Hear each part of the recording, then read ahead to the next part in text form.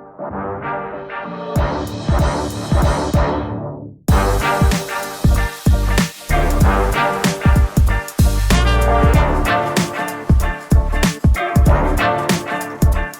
folks, welcome back to another episode of Comics Rot Your Brain, the podcast where professional screenwriters talk about the comic books that we love, mostly from the 1980s. I'm one of your hosts, I'm Stephen Bagatourian.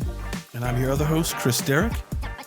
Chris, the comic book that we had a conversation about this episode, a deep dive, if you will, like we do, is a little comic called NEXUS. And holy cow, what a freaking comic book this is. This book is amazing. This book is one of my favorite books. It's crazy because we always say these books are our favorite books, but I don't think we'd be covering them if they weren't books that were so important to us. Yes. So true. That's why we picked them. That's why we picked them, folks. The game but is this rigged. book is top. This is a top book. I gotta tell you, man, it's so fucking good. So we are good. in complete agreement. NEXUS is absolutely, I think, one of the landmark comic books in American comics of all time. Certainly one of the landmark independent comics. It has lasted for over 100 issues over these last many decades, and it has spanned multiple publishers from Capital to First to Dark Horse. Now it's at Root Dude. But for those of you who don't know NEXUS, NEXUS is a space opera, an extraordinarily unique space opera created by Mike Baron, the writer, and Steve Rude, the artist, also known as the Dude. And what these guys created is something really, truly remarkable. And I find NEXUS to be just amazingly unique. And for those of you who don't know what NEXUS is about, or perhaps you've forgotten, let me just give you a quick summary. NEXUS is about a fellow named Horatio Hellpop, which is really one of my favorite names in the history of comics. Horatio Hellpop receives these amazing, unbelievable powers from an alien entity, a godlike alien entity called the Merc. Gives Horatio these superpowers where he can fly. I believe he has some kind of super strength. He shoots lightning bolts. He's got all kinds of crazy powers. And as he's gifted with these powers, Horatio also is indebted to this entity, the Merc, who insists that NEXUS is now tasked with seeking out and killing a certain amount of mass murderers every little while. And so once the Merc selects a target for Horatio, Horatio is plagued with agonizing headaches and horrific nightmares. And he's plagued by these visions of these mass murderers committing genocide, committing all kinds of just awful, unspeakable crimes. And when he awakens, Horatio, aka NEXUS, must seek out these murderers and execute them. For that's really what NEXUS is. It's a story about an executioner in outer space who has to execute all kinds of people and killers, people who've done terrible things. And NEXUS lives on a planet himself called Ilum, which is spelled really funky. And I'm sure many people have mispronounced that that planet when they read the book early. Ilum is spelled Y-L-U-M, but it's a planet full of refugees and aliens from all across the galaxy. NEXUS lives there with the love of his life, Sundra, and NEXUS himself is a very conflicted character. And throughout the series, we see him execute a lot of folks, and he has mixed feelings. He is tortured, and he's not always sure he wants to continue to wear the mantle of the NEXUS. But Baron and Root initially pitched the story as a quote-unquote superhero back in the day to Capital Comics, I believe, because Capital wanted to only publish a superhero comic at the time. So they said, sure, this is a superhero comic. But really, it's got only the most glancing nod to a superhero comic, maybe if you glance at NEXUS's costume. But otherwise, it's just full-on space opera. It's sci-fi, and it's a story of a freaking executioner in outer space. I mean, I can't think of too many cooler concepts for a comic book than NEXUS. And that just scratches the surface. The details of NEXUS, the aliens, the worlds, the concepts, all of it, the ideas, it's all mind-blowing. It really is. It's one of the greatest American comics of all time. And yeah, man, I love the discussion we had about it. But that's NEXUS in a little bit of a nutshell. Right. And so the books we covered is that we covered the first 3 black and white issues, and then we that were done by Capital, and then we covered the first 11 color issues that were done by First. And I tell you, man, it was such a ride, and I can't wait for everyone to hear the discussion. So let's get on with the show. Okay, Steve. So today we are talking about Baron and Rude's Nexus, which is one of my Yes. favorite comics of all fucking time. So let's talk about how you first got, like first saw the book and got interested into it, and just talk about like how you found a way to fall in love with this book. Okay, shit. That's a really good question. I believe that I must have first encountered Nexus back around 1984, which was the year that I first started reading comics, probably 84 or 85. DC Comics used to put these ads in their books whenever Amazing Heroes or like the Comic Buyer's Guide or even the Eagle Awards in England would list their like annual award winners, best books of the year, that kind of shit. And I remember, Oh yeah. I remember that. I remember that. they were in the books, and it would be Swamp Thing and American Flag, and I'm pretty sure one of those lists might have been the first place I saw Nexus talked about. It was definitely the first place I saw American Flag, but I think basically from the time I started reading comics, I was always aware that there were indie comics being published by other publishers because of those lists in the DC books. And For sure. pretty soon, yeah, I started to kind of dig around a little bit. And I was young, I was really little, but I started to dig around looking for those books. And I don't think it was right away that I discovered Nexus, but it was probably within, I don't know, a few years, maybe. Like, I didn't start going to comics specialty shops. Like, I didn't discover the direct market right away. Because when I started reading comics in 84, I was 7 years old. And I think I didn't discover that specialty shops in the direct market existed until I was like 11 or 12. And I was a pretty precocious reader. So I probably bought Nexus because I was just trying all kinds of shit at those shops. I probably bought Nexus sometime around then when I was like 11, 12, maybe 13. And I'll be honest, I don't think it clicked for me at all because I was too young for it back then. And I think I came back to it again when I was like 14 or 15, but it was not a book that instantly clicked for me at all.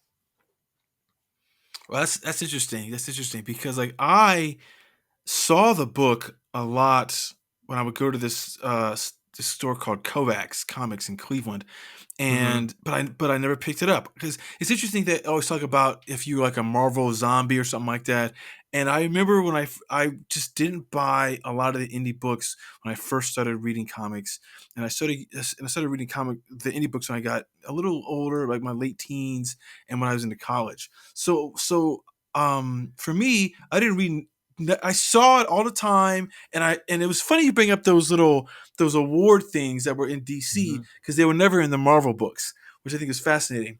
But I think it wasn't even till I came out to California and I was at my friend's shop up in like Granada Hills, and I remember I was buying some Dark Horse books. I think I was buying those. You remember that Dark Horse line, like the Dark Horse had that superhero line with like X and like barbed wire and shit like Yeah, that. yeah. And so I Comic remember like going Greatest to the World. store and going, okay,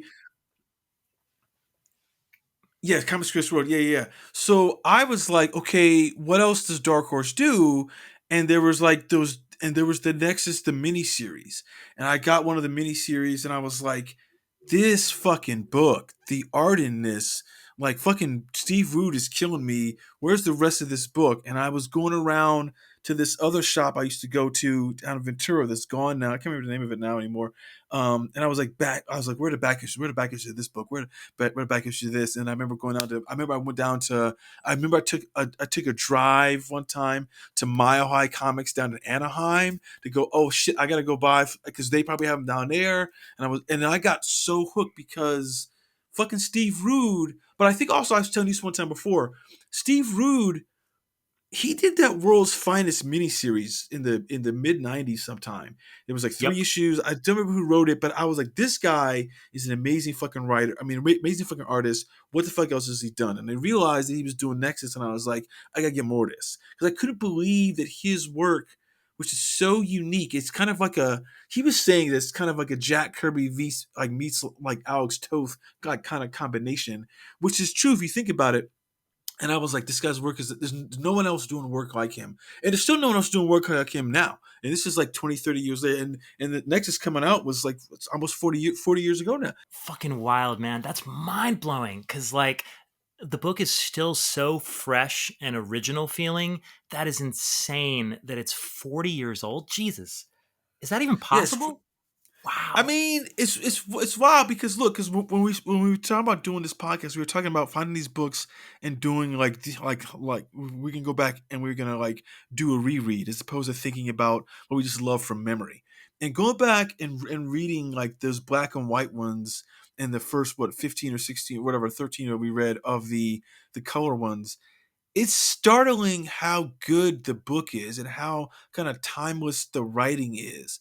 There's a you know that science fiction author Alfred Bester who wrote like Stars My Destination. Yeah, Like yeah, he yeah. like Legendary, sure. he wrote that like in the 50s, but it's one of these few 50s science fiction books that still holds up today. And Hmm. that's how I think about Nexus. Like it just holds up. Like they were so ahead of their time. What they were writing about, how was the characterizations, and there's nothing that's so like um is nothing that like dates the book, I think, which is really interesting about I mean, like obviously certain things like the whole thing about like internet and the digital shit, everything like that is not in this book, but it doesn't suffer from that. And it's I don't know. You know, it's just I mean, and for those who haven't read it, they gotta go read this book. And there's those dark horse like omnibus things that's how I was rereading it now. But you know, it's like I was telling you, there was that one thing what's his name? Tom Brevoort had that article on it recently on his page. He was talking about how the black and white ones are done by Cap Cities, right? Which was that Yeah, distribution company, and yeah. It's they're capital. putting out comics. Yeah, they're putting out comics, and they were saying that this is. I mean, for a company that's doing distribution to decide to get into publishing and to put out a book this fucking good is kind of it's unprecedented.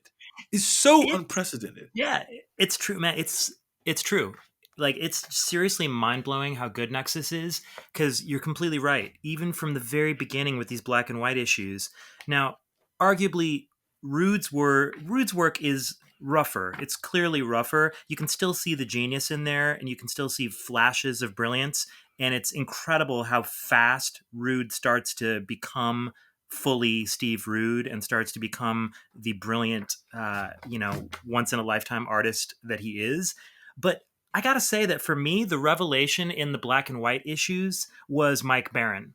Because reading how fully formed the story and the concepts and the ideas of Nexus and his whole supporting cast are right from the very beginning, and how sophisticated the writing is for an initial foray into creator owned comics from a guy like Mike Barron. I don't know how old he was when he wrote this, but it is a shockingly well done piece of writing. And these first three issues, I mean, they lay out everything that you need to know about this initial concept and what is so brilliant about it. I mean, honestly, I expected it to be rougher. I expected it to kind of be a So did little bit I. more scattershot. Yeah, but the fucking story is amazing. Like, I actually think that it may have suffered in some people's eyes by the fact that those black and white issues were separate from what a lot of people's experience might have been if they just started with the color Nexus number one. Because the Yes, color yes. Nexus number one, while it's still a good story and you get into like some very cool shit, it doesn't have the emotional pop of those initial black and white issues that are so focused on Horatio as a child and Theodore Hellpop, the general, I mean, those black and white issues are bracingly brutal when you see the genocide that's ordered by Horatio's father and all that. And maybe, I mean, we're jumping ahead here, but maybe, do you think, should we do like a brief summary of what Nexus is actually about for those listeners who actually have never read the book and have For sure. no You know, clue we what turned it you over the is? head. We turned you over We're the head getting, because we're putting the horse ahead of the cart, whatever the fuck the expression is. well, we're doing that because this is the main thing about we were talking about this whole podcast in general is this is a book that everybody should fucking know. And Yes. it feels like because we know it and love it, we're like, well, who doesn't know about Horatio Hellpop and the story? And it's like it seems strange that you don't know if you're a comic fan. But then again, you know, people who are new who haven't had a chance because I think they stopped publishing the Dark Horse miniseries in the early '90s. So we're talking about at least 25 years or so since there's been like some Nexus stories or I some. think I think they did some stuff this century, but it has been a minute. Here, I'm gonna look it up, but No, it's no, been a you're right. minute. No, I Yeah. checked out like there were some issues. There was those two stories in the 2012 Dark Horse Presents. But Hmm. all right. So it was just so the quick catch up is so Nexus is he's not a god, but Nexus is he's an assassin and he's tasked with assassinating mass murderers. And he gets Yes. his power from the planet that he lives on called Ilum. And from these two guys in the beginning, you find it's these two guys named Alpha and Beta, who are kind of like these I don't know, like sprites or gremlins or what have you, but they give him like this fusion casting ability, which allows him to exist in space, gives him strength, and gives him this ability to shoot like some energy powers, and he can heal. He's kind of invulnerable and shit like that. And what happens is he gets these dreams where he dreams of mass murderers that drive him insane until he can go out and kill the mass murderer. And that's kind of the setup of who Horatio Hellpop is. And he's on this planet called Ilum, and he's got some refugees. And the main refugee is his boy, this guy named Dave, who's a Thun, who's kind of like a half gorilla or some. He feels like a primate in some level, but I don't know if he is. He And he's looks kind like of a like cross his between like a horse and a gorilla. Like Thunes are yeah. kind of just very unique looking aliens designed by Steve Rude.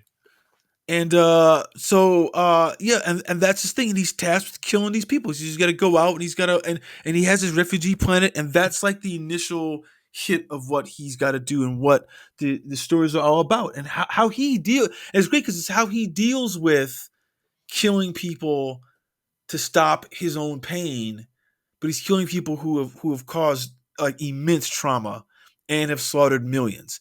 And the crazy thing is his dad. His dad had like what he killed that whole planet of people or some shit like that Yeah, to like save the. his, his dad killed millions and millions of people on a planet. His dad was a general and was a genocidal murderer. And so there's this crazy history to this curse that Horatio carries now, where he's got to execute all these other murderers all around the galaxy. And Horatio's own father was this genocidal murderer himself. And in fact, in the black and white Nexus, I believe, yeah, I mean, his father is. I mean, does he kills his father? His father is the Yeah, first person he kills as just first as a person he kills. child. Yeah, Mm-hmm. yeah, he's like 7 or 8 or some shit like that. It's Mm-hmm. crazy. I mean, so for those who haven't read the book, that's like the initial thrust, and the whole series is about how Horatio deals with his dreams, and he's basically given orders in his dreams that will kill him if he doesn't to kill other mass murderers. And it's Yeah, and fascinating. It's yeah. Sorry. Go ahead. no, it's a fascinating kind of concept because it's like, is he doing good? But he's doing bad to do good, But it's I don't know. It's a good morality play from jump, and a morality play that almost no other comic does. Where does it, I can't think of any comic that does that. That puts it so. It's always about the great responsibility, great power, great responsibility. Like that runs like in every Marvel comic there is, right? Whether it's X-Men, Fantastic Four, Mm-hmm. Spider-Man, obviously, just like all of it. Thor, just they all like you got this power, you got to use it for good, for the greater good, and Mm-hmm. but they're not killing anyone. You know, they have a whole code. I ain't killing nobody. But Right. Nexus is a little different. It's fascinating. It's truly fascinating. Yeah, it's actually so true. And it's dope that you say it's like a morality play, because that's one of the things that struck me reading it is there's such a profundity and pain and sense of loss and sadness in Nexus. And it's so unusual for something that I think it was ostensibly a superhero book, but really like it's only the most glancing nod to the superhero genre in the sense that Nexus has a costume. And I think that was the brief that Barron and Rude had been given from Capital, was that they could do any kind of book more or less, but that it had to be a superhero comic. And Yeah. so this was like their version of a superhero comic, but honestly, it's like no fucking superhero comic that anyone's ever done, really, before or since.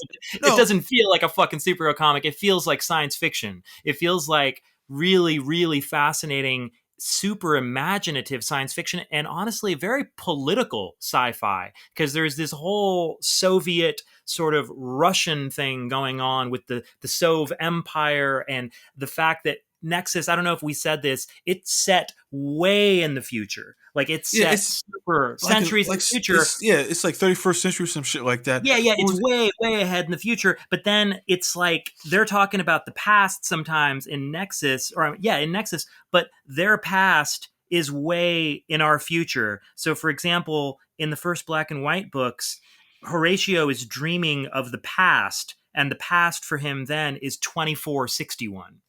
So, and that was when, like that was the time that some of the historical stuff with his father and whatnot, I think, started to happen. But yeah, this is way, way in our future. And really, the superhero angle doesn't play in any substantial way other than just it's a dope ass costume that you could mistake for a superhero. But otherwise, this is just like some serious emotional, intellectual, science fiction, political stuff. And that's what genuinely blew me away the most, was Barron's breadth of knowledge and the sort of references that Barron is making through those first black and white issues and the first 13 color issues that we read, here in total. I was genuinely astonished at the level of stuff that Barron was able to cram in here, all in the space of this one book. And Horatio Hellpop, aka Nexus, is actually quite a brilliant dude. And you see it in the black and white issues. As a child, he's reading Russian literature, he's studying books, and it's kind of a brilliant gambit by Barron, because he's got this main character he's at the center of a morality play, as you say, but he's also someone who has the exposure to philosophy and history and reading through his own cultivation of study and his own kind of brilliance, that he's a guy who's suffering this immense sort of unbelievable curse, but yet he's also erudite and sort of learned himself in terms of history and philosophy. So he's talking about it, and he's able to sort of put words to some of the stuff he's going through in a way that you don't typically see in heroic fiction. Like, he's more self-aware of his condition, and it's really fascinating because Barron gives himself the license to allow this brilliant character to be suffering and going through stuff. I mean, there's references to Dostoevsky and allusions to all kinds of like the great Russian authors here. Yeah, you're right. I mean, it's weird and fascinating. Like, I mean, what comic, what superhero book that you can think of has this many layers of stuff going on? And at the same time, in talking about it this way, it sounds super serious, like the way we're talking about it, like, oh, the suffering of everything. But in fact, the book is also hilarious, and it's so fucking funny. That's the craziest balancing act. Okay. That's the magic trick. That's what I was gonna say. The thing about Nexus, I think, is fucking. This is what Barron brings to it that he didn't bring to any other book that I've read, is that you're right. You said the philosophy. He doesn't shy away from that, but also what he does, which I don't know anyone who does this as a writer in any medium. Right. He's able to balance these characters who have this weird ass speech. he crams in word plays all the time, so you're Yes. constantly laughing at jokes. Like you said before, the characters are so well defined, like Dave and Judah and Mhm. fucking Tyrone. And they all have these different voices, but he does make it funny. Like you're constantly kind of laughing at how people respond to stuff. And Judah is so like he's almost like a parody, but he's a parody with heart in a way that when he speaks in this kind of weird kind of like the tone is like some it's sort of theatrical in a way. Like Yes. it's this weird kind of like Byronic kind of like hero, but but it's done in a way that's kind of parodying that, but not in a bad way that makes you dislike him. And it's so fucking hilarious. But the thing that I loved about the books is some people do this, some people don't, but Barron does it all the time. Is every title page has got Mhm. some quote from some great philosopher Yes. or from Yes. some fucking book that's just like what that and just I remember when I started reading this, I was like, who are these authors? I need to read Right. some of these authors because I'm curious to know where like they're making these language points and stuff like that. There's no one else like that. There's no other writer who's doing a comic that is so accessible, and it's accessible because of Rude's art, because it's so Mhm. like wow, fucking like the world building is insane, but it's fascinating, and like you said earlier, the characterizations are so burning bright from the front.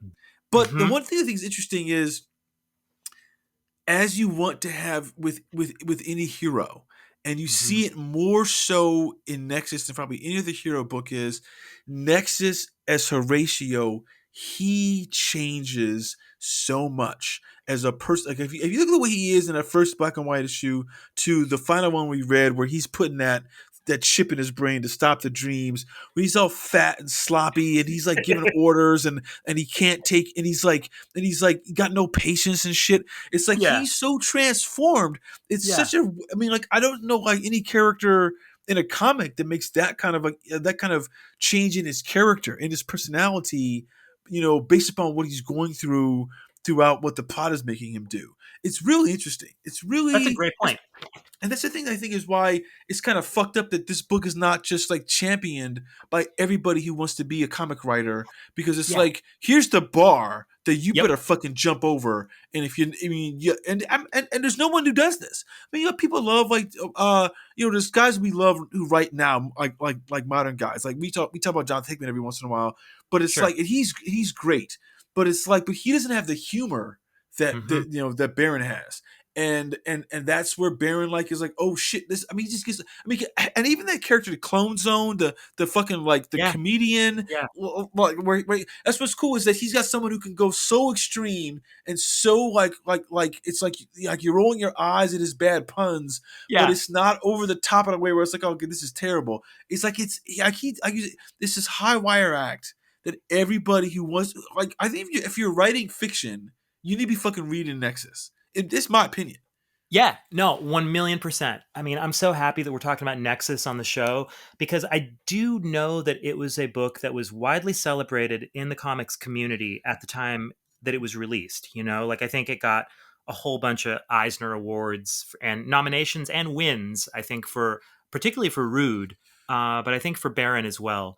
So it was celebrated. But at the same point, I'm really happy to be discussing it here because I don't feel like it's a book that I hear enough people talking about today. And that is a goddamn tragedy because when you look at this, I agree with everything you said. It is a bar that is so high and so uniquely just formed, the way that their vision is put together here, that you don't see many people jumping over that bar then or now. And I think that the thing I love about Nexus is, in my mind, Nexus feels like my platonic ideal of pure comics because it is something that you can scarcely imagine existing in another medium without being dramatically changed or bastardized in order to dumb it down for some sort of so-called mass audience. Oh, for sure, for Even sure. today, even today in the world we live in, where it's so many fucking comic book projects getting adapted, blah, blah, blah, you could just hear the notes coming from any executive at a studio or a streamer like, oh, we need to tone down some of this humor, some of this wackiness. Do we really need the Clone Zone character? The character you mentioned is literally a giant alien lizard who's like a bad lounge comedian, right? He's literally a lounge lizard, and all of his jokes are terrible. He's like some old vaudeville comedian who's a giant fucking alien lizard. I think half the fan base of Nexus even hated him, according to the letter column, but Baron clearly was tickled by Clone Zone, and Clone Zone ended up getting backups in Nexus as it went on. So much backups. Yeah, but it's hilarious. But it really points to just, like you say, the twin poles, like these incredible fucking extremes that Baron and Rude somehow navigate between. Because it's a very serious story about genocide, politics, the suffering of this one man. And yet the absurdity of the story, the absolute insanity and absurdity of the wacky alien races, the slapstick comedy, it is right there at the center of it. Even down to the name of the fucking protagonist, Horatio Hellpop.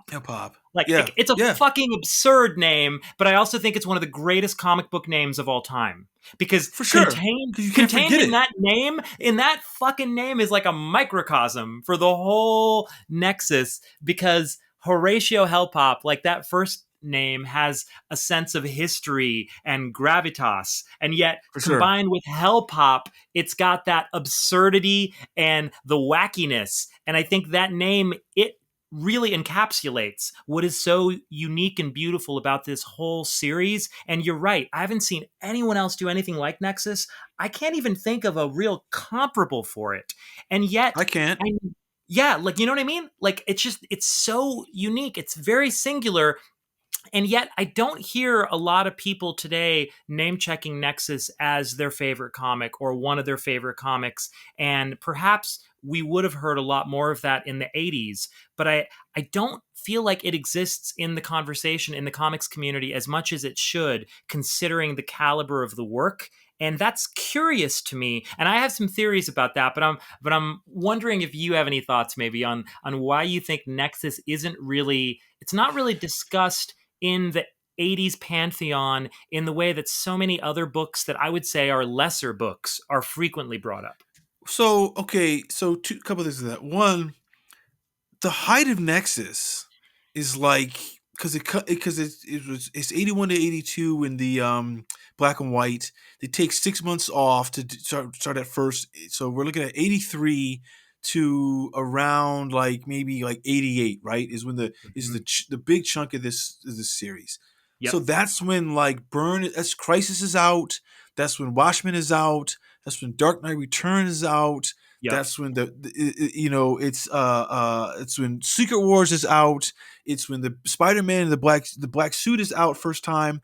And I'm like, I think that, look, as much as we like Alan Moore, he doesn't have the depth of, like, I don't say the depth. He doesn't have the flexibility or the range of the poles of the satire, the politics, the comedy, the darkness, the hardcore emotionality. And I think that the book is not loved by enough people because it's hard to grasp.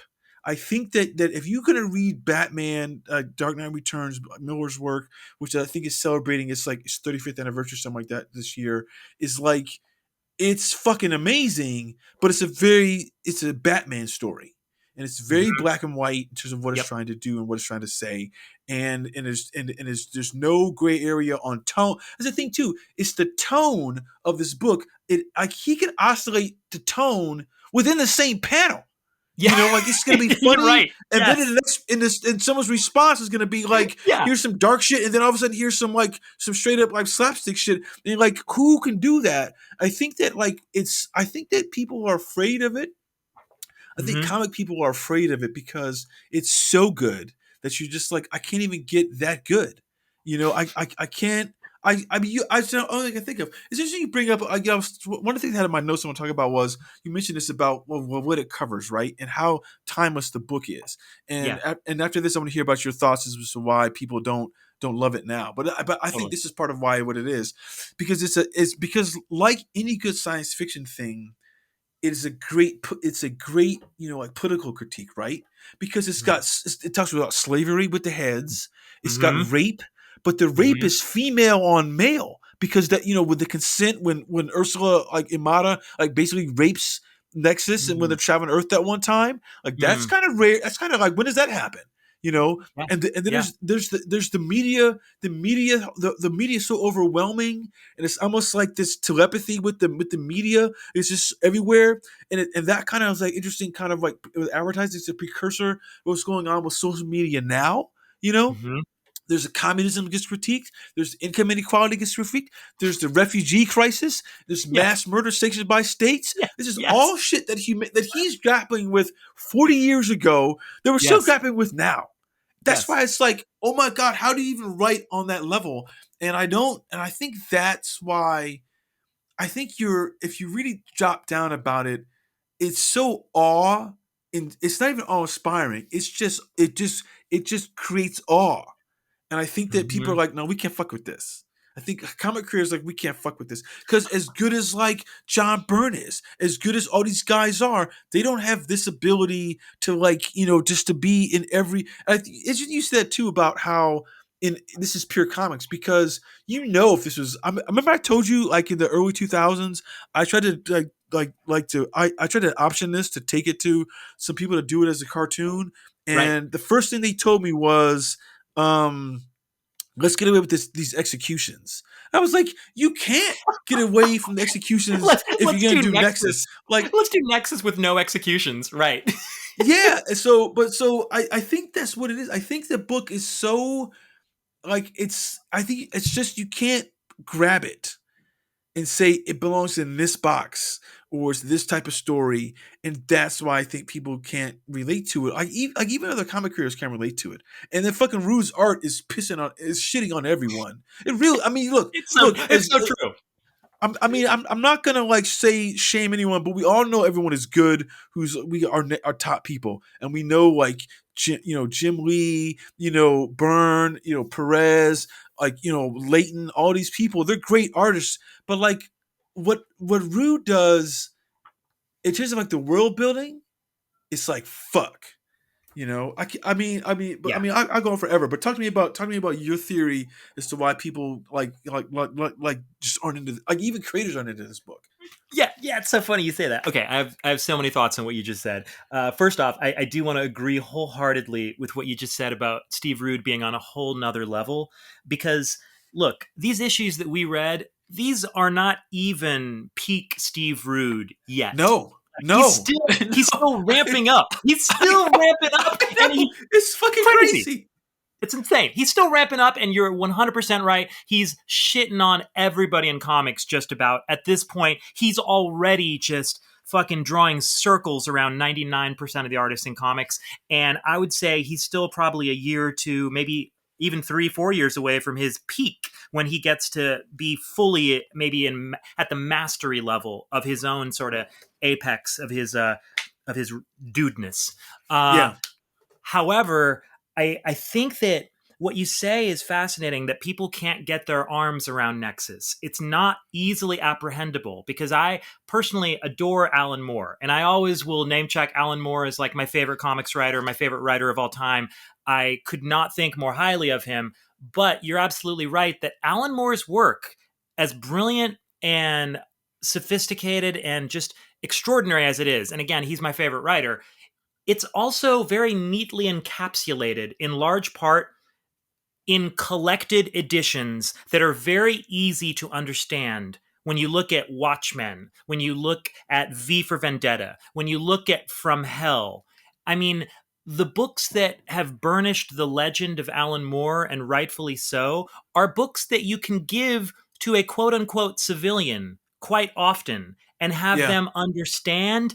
And they really do read like brilliant writing just out the box. And yeah. because they're not based on pre-existing IP of any kind, but also, and most importantly, they're self-contained stories that exist between one cover, that you can read like a novel. And of course, there's exceptions in Alan Moore's bibliography, like Swamp Thing, Saga of the Swamp Thing is a little bit longer, etc. But I'm saying, like, the core texts of Alan Moore, when you say Alan Moore, people say Watchmen, V for Vendetta, and From Hell. Those are going to be 3 of the top 5. And those are books, particularly Watchmen, you can hand them to anybody. They can read them. Boom, I get it. Deconstruction of superheroes. All the characters introduced here, beginning, middle, and end. Wow. Very easy to apprehend. Nexus is not that at all. Nexus, as you said, dude, it's fucking challenging.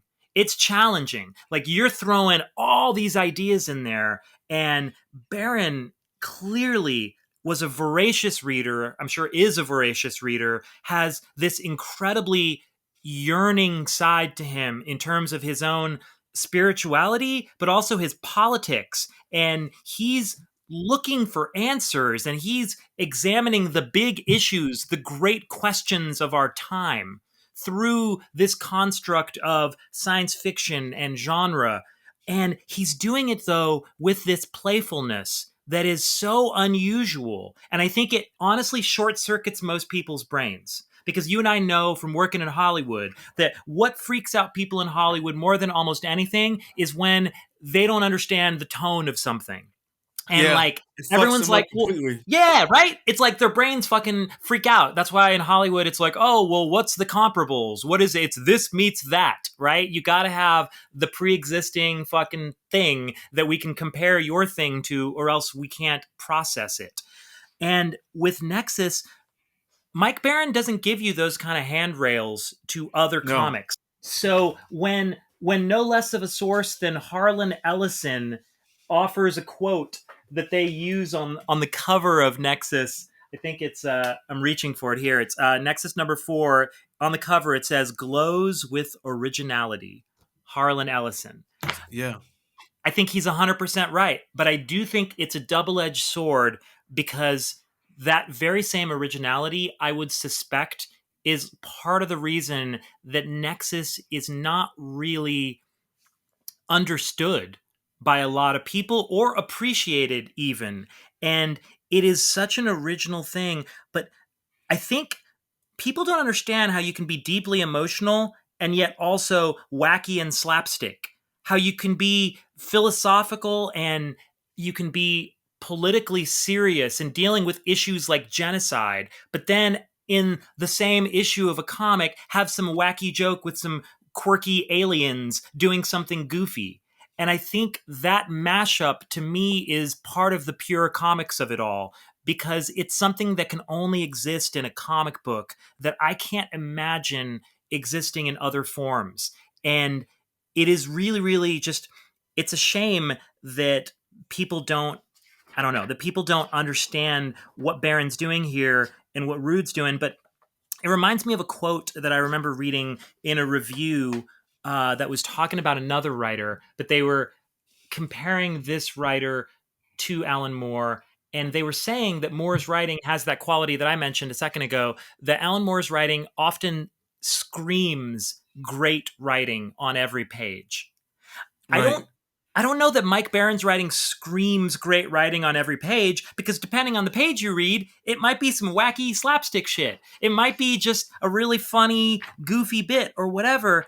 So I think this confuses people. And because it's such a challenging read, because it's so goddamn original, I really think it leaves Nexus in this odd sort of liminal space, kind of like just a weird, I don't know if you want to call it an uncanny valley of sorts, but it's like, it's neither fish nor fowl.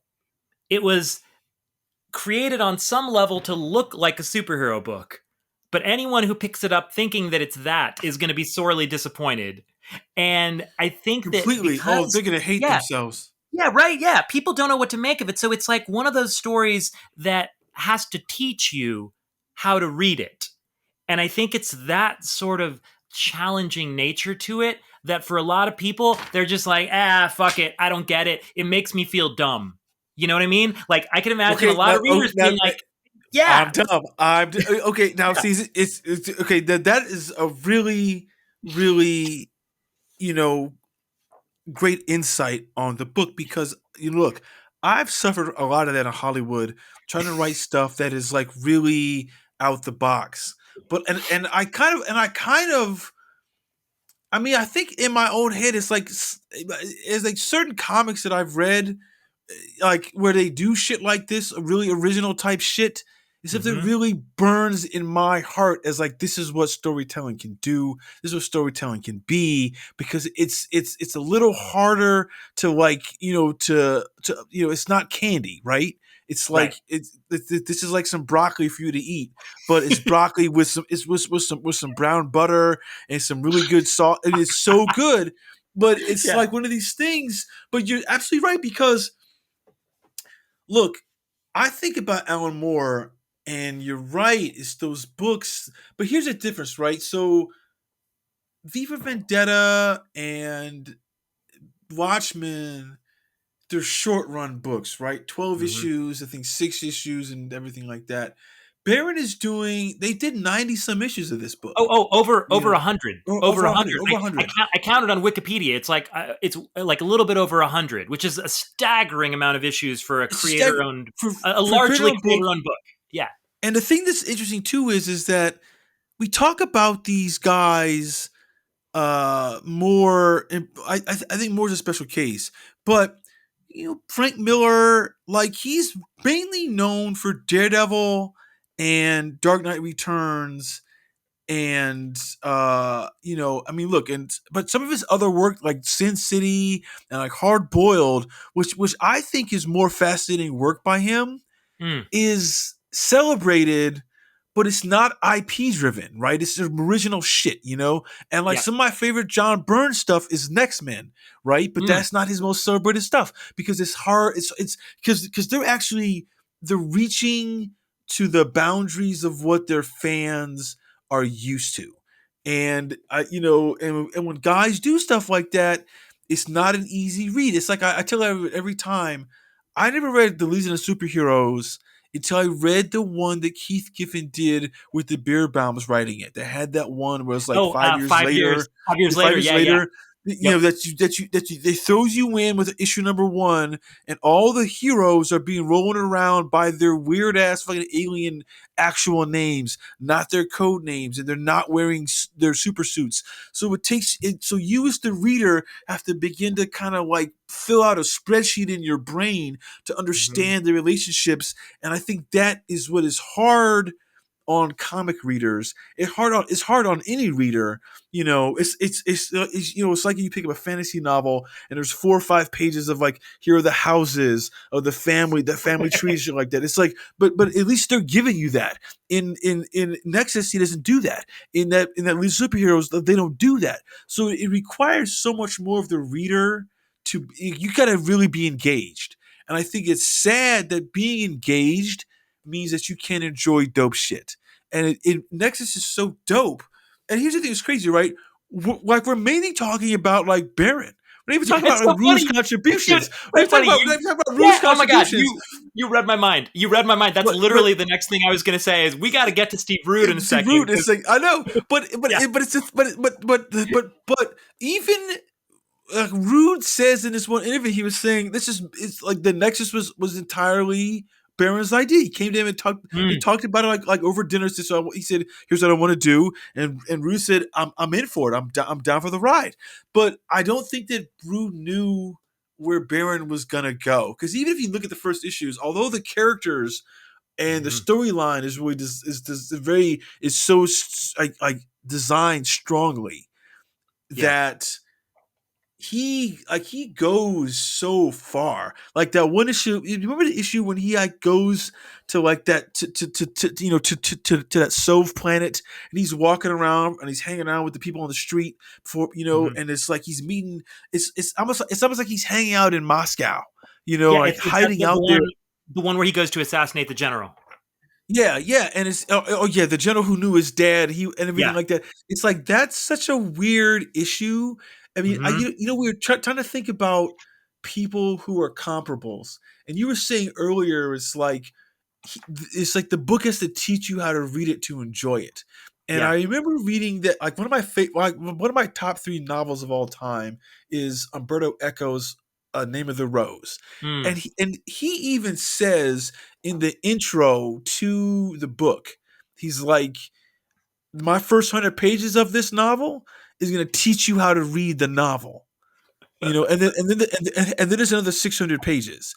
So it's like, and now look, now he's he died a couple years ago, but he was the foremost professor of semiotics, so signs and symbols. So he's telling you, I know how to make the signs and symbols mean more than what you think they are, but you just got to be patient with me, And I think the only other writer who did the kind of tone variation that Barron does is that guy named Bulgakov, the Russian guy who wrote The Master and Margarita, because that is a book that flies around tone like this. Because that book is about, if the devil came to Moscow, what would he do? Because he's coming, he's Satan. He's showing up in Moscow at a time when that Christianity has been banned in the Soviet Union. So he's trying to make a comment like, oh, if we get rid of Christianity, are we saying the devil doesn't exist? And the devil's like, no, I exist. Like, he's got to prove his own existence, like in a society that says Christianity doesn't exist. It's it's an absurd kind of like look at what is going on with what the Soviets are trying to push onto people. And I think it's the only examples that I can think of in literature. Now, granted, I've read a lot, but I haven't read everything. Or maybe that one book by Italo Calvino called If on a Winter's Night, which does this weird shit too, where it's like it tells you part of a story and then stops and goes another story. It's another tone and then stops before it really finishes. And it's just a bunch of stories that and if you're in a book, if you're in a story, someone is trying to find a book that they read that is the next story, and it's just but they never go back to the person who was reading that story. It is just this wild piece of experimentation in just narrative fiction that I think you're right. It's like, people don't want to be, condemned as being dumb. Yeah. They just don't want that at all. And if you do that to them, even if they gonna like be taught how to not be dumb, they don't like the initial of, you're dumb, so let me show you how to be smart. They just don't like that. But I think that's what Barron does. So. Hey there, folks. This is Steve and Chris, and please forgive the interruption, but we just had to bump in here, elbow our way into the scene to tell y'all about the fact that we have a Patreon that we are launching for this show, and we deeply appreciate everybody who signed up so far for the Patreon. It means more than you could possibly realize. It's helping us out so much to keep the show going, and we are giving y'all back a lot in return for a paltry $2 a month. That's all we're asking. 200 pennies. Not even a cup of coffee anywhere legitimate these days. 200 pennies a month. What you get in return, you get 2 bonus episodes for subscribers only that are going to be solo one-shot episodes where Chris and I respectively each talk about comics that we're not otherwise going to be discussing on the show, and we're going to talk about them at length with the usual CRYB deep dive, discursive, oddball treatment where we go in deep on these comics and we go on tangents and we tell y'all every single thought we possibly have in our head. You'll get 2 free episodes. And in addition to that, Chris, what else do they get for their $2 a month? You will be able to send us questions that will fill up our Q&A episodes.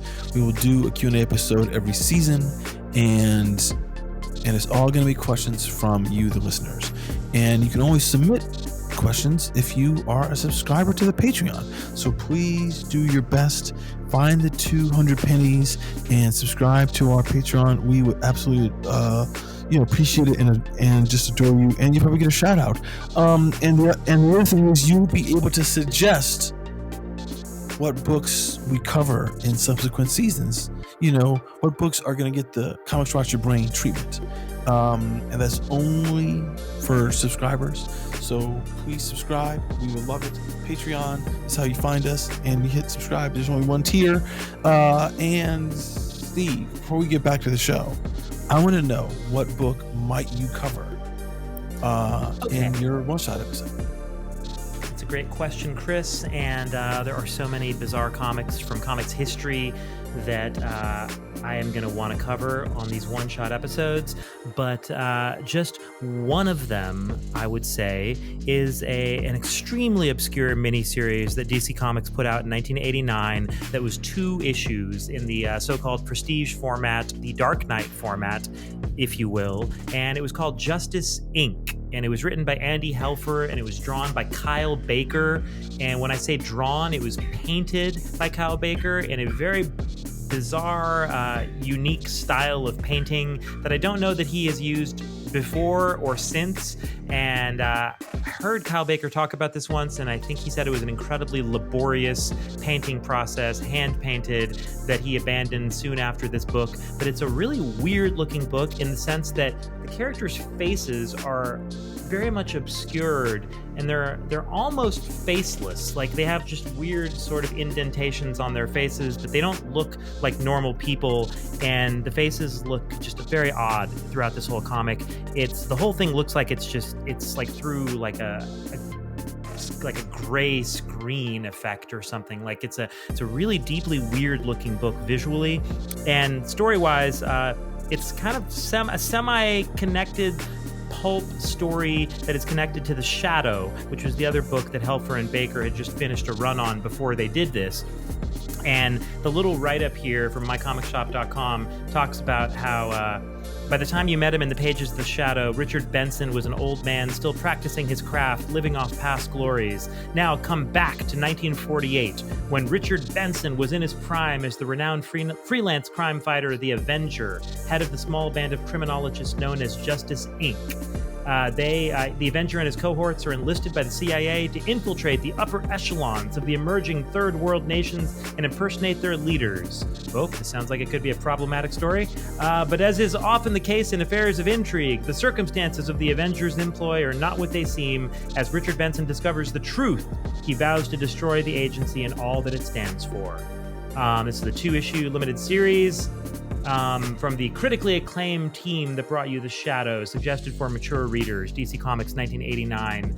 I don't know that I ever read this comic, but I've had it in my collection forever, and I look forward to actually experiencing it. And love Kyle Baker. I think he's one of the most underrated comic artists in history, and I'm excited to check out one of his works from his prime, I would say.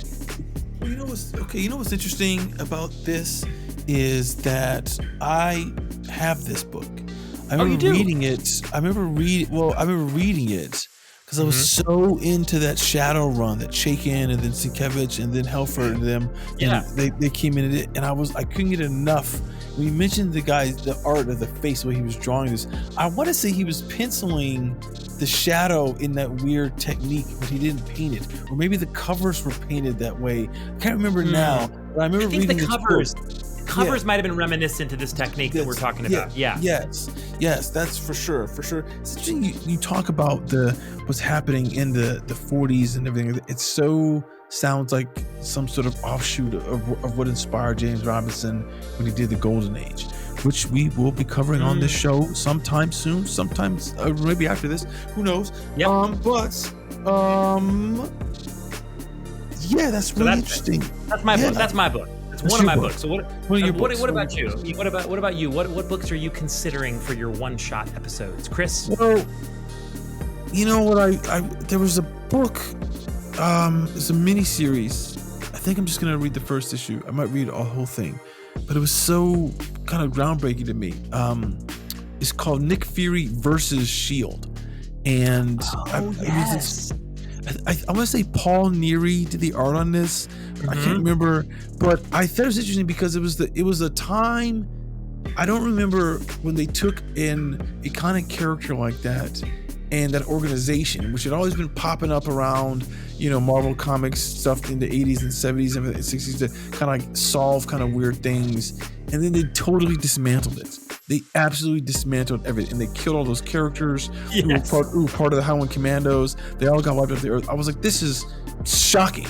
So I'm going to talk about that because I remember that, and I remember getting the trade paperback of that. I got the issue somewhere, but I remember I got the trade. So that's what I think I'm going to read in one of my solo episodes. So that's a great pick. That's a great pick, man. That's a largely also kind of forgotten series, but that was a big release at the time. Speaking of the Dark Knight format, that was also that prestige kind of square-bound Dark Knight format. Yeah. And I remember the second issue of that book in particular had, what to me is a very iconic Nick Fury versus S.H.I.E.L.D. Cover. Just iconic cover, period. But it's a Bill Sienkiewicz cover, which I completely had kind of forgotten he did. But now that I'm looking at it, it's like in that same period of Elektra Assassin or shortly after. And it's like a pretty classic Sienkiewicz cover of Nick Fury standing back to back with a woman with giant guns that he's holding. And it's a very classic Sienkiewicz cover. And man, some beautiful covers on this series altogether. So cool. Very cool story, man. Is the painted cover? I can't remember who did the cover. I mean, they're all painted, but like that first issue or something like that. Maybe it's the trade, but I always remember that book, and it was such a I was such a big like Nick Fury fan. The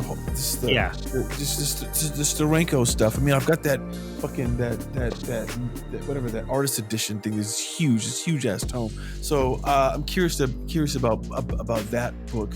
Will be one of the books that you might get a chance to hear about if you are a subscriber to the show.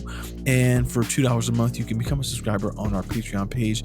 And now we will get back to the show. It's crazy.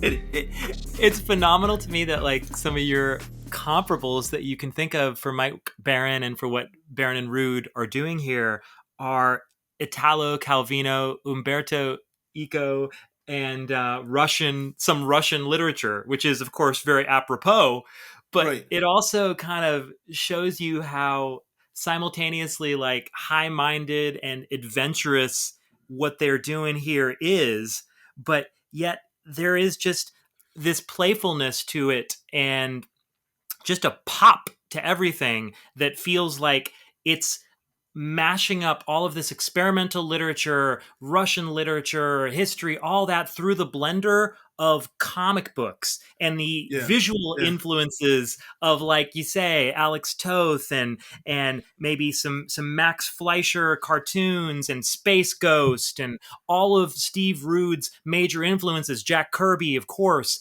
and all of that in a blender. It's like Jack Kirby meets Alex Toth meets Russian literature and like the suffering and existential philosophical angst of people who had suffered through this brutal empire. Like, it's just such a phenomenal mashup of these elements. And it's really doing what people always say that great writers and great artists are supposed to do. You're mashing up these elements that are clearly the individual passions of Rude and Baron. And it's not like Steve Rude necessarily on his own, I'm assuming, had any kind of obsession with Russian literature. And it's not like Mike Baron on his own had any kind of fandom inherent within him for Space Ghost. It's not like on their own, either one of these gentlemen would have created something that was such a crackling, kinetic mix of influences that does, as Harlan Ellison said, quite plainly, it glows with originality. There is nothing else like this book. And I mean, the philosophy and the humor, it's all there. It's all fucking nuts. And the 3-part story, the trilogy where they cross over with Baron's other book, Badger. The Badger thing. Yeah. I was kind of prepared, and they go to this place, Nexus and Judah. They're in a spaceship and they're out for some crazy drinking expedition through the galaxy, and then they get sucked into a black hole, and on the other side of the black hole they get trapped in this bowl-shaped world, like a world that's in a giant bowl. And this world, like once they're there, they meet this like flying fucking manatee looking alien cyclops creature who says to them, like, look, you're in this crazy fucked up place and you're gonna have to go through these 3 different sort of checkpoints to get out of this place, and you'll have 3 different types of battles, and the final battle is a philosophical battle, and which is crazy. It's insane. And so just like, if I read you just a few lines here of the dialogue where they get through the first 2 rounds of battle, and then suddenly you come in on a scene where they're in this alien landscape, and it's Badger, who's Baron's quasi superhero berserker kind of Wolverine-ish character from this other book, The Badger, and it's Badger talking to Horatio, aka Nexus, while Judah is hanging out here in this alien landscape. And just to give people an idea of the kind of writing we're talking about here, Baron has Badger here saying, "You see, Horatio, people are basically scum. I look out for number 1 and those few people I care about."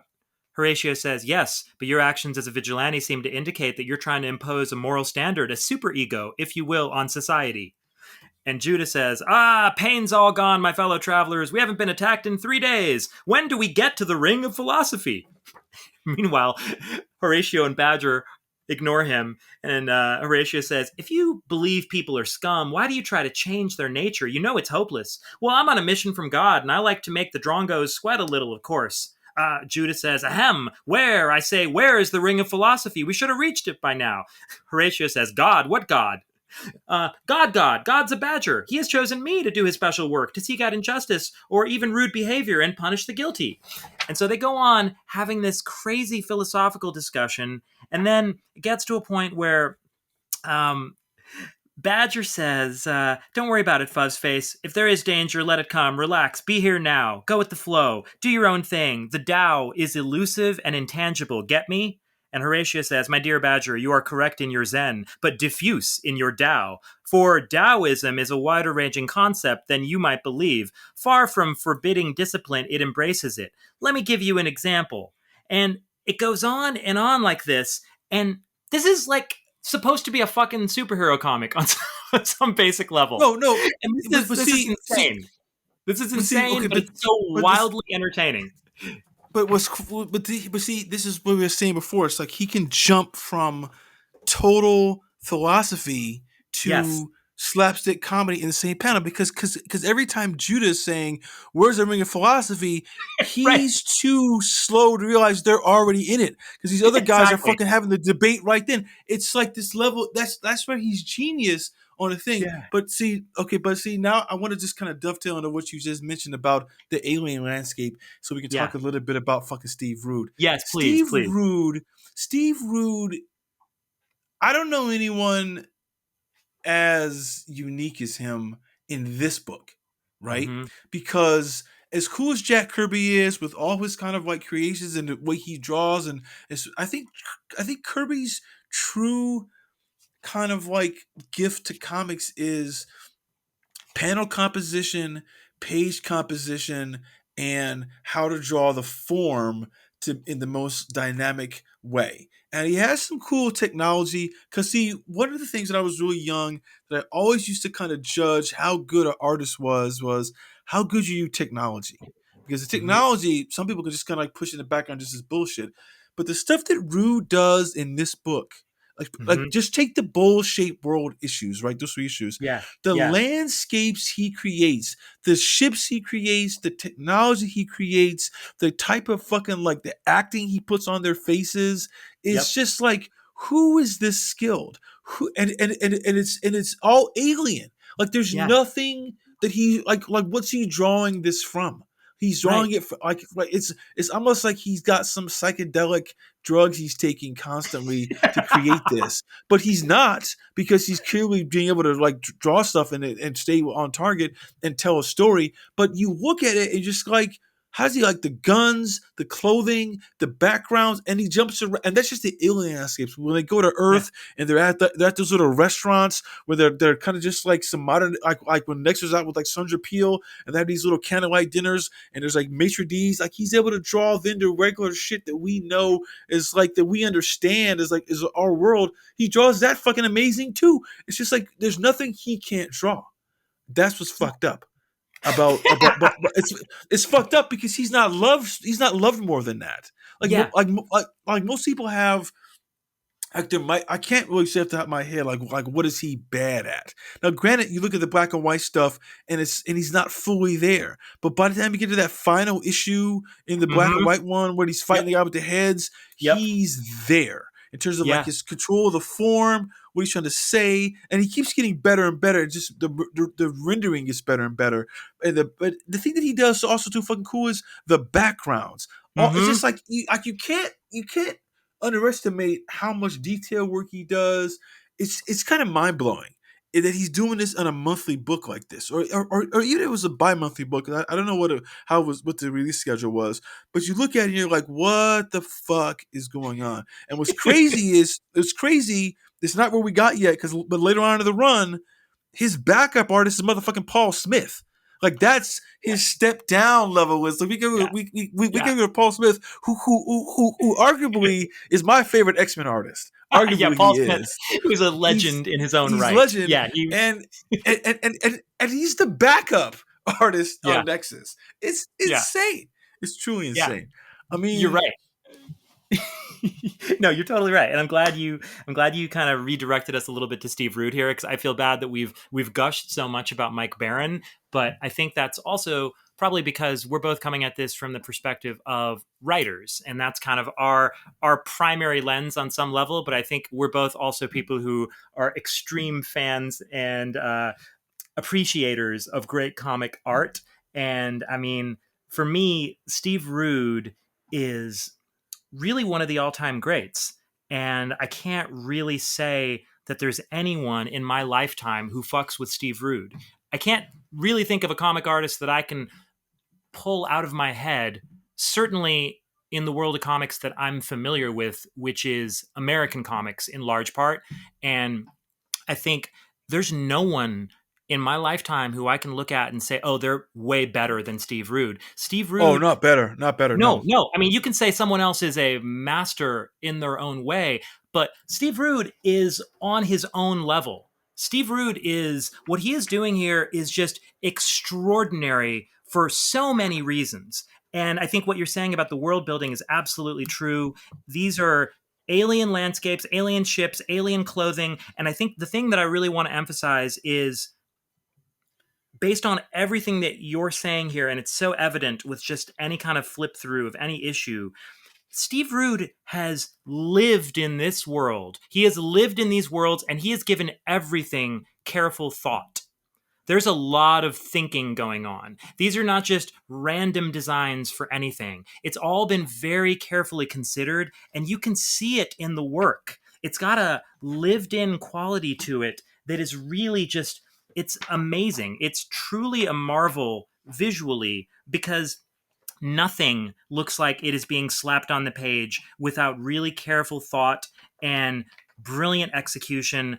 It is just a masterclass in comic book art and composition and character design and world building. And like you say, there's not really any freaking thing that Steve Rude does not do at an extraordinary, unbelievable level.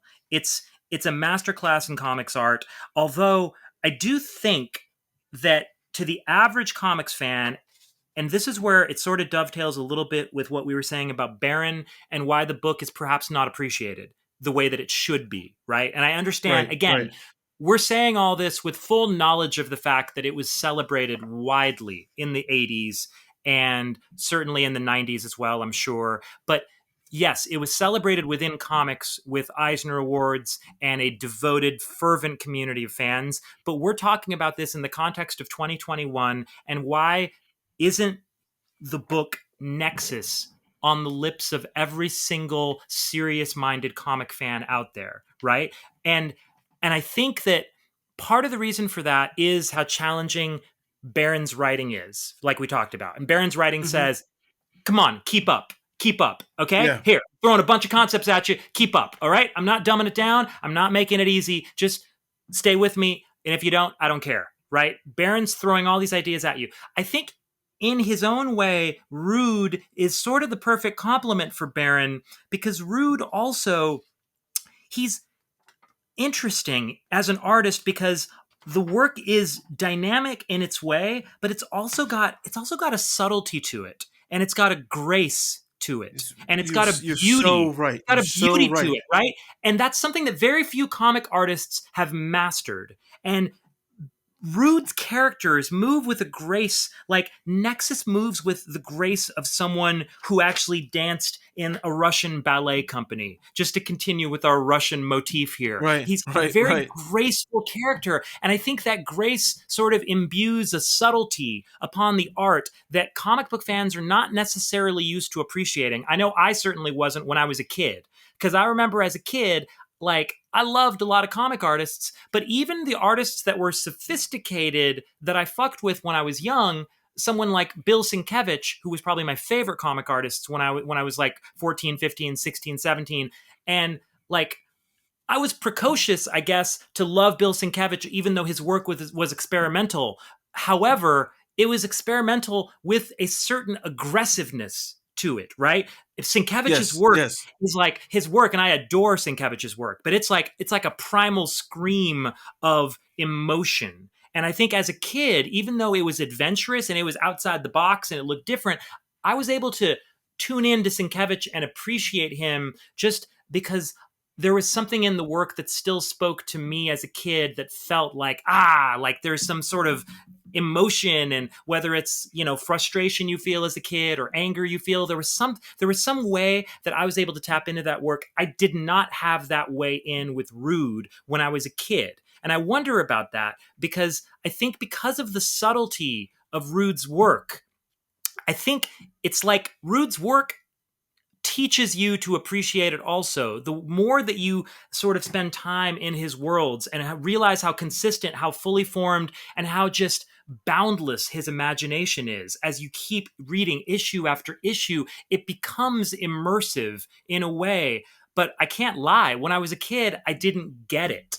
And when I look at Rude now, he's in my pantheon. He's in my top 10 comic artists of all time, maybe top 5. You know, he's extraordinary, but I didn't get it as a kid. And I'm curious about that, because I think there's something in Barron and Rude both, as a writer, as an artist, that's not immediately accessible to the average comic book fan that is looking for an adrenaline jolt, some sort of thing that they can relate to, that presses a button that's been pressed many times emotionally in other comics. I feel like Barron and Rude are operating at the margins of what comic fans have been exposed to, certainly in America.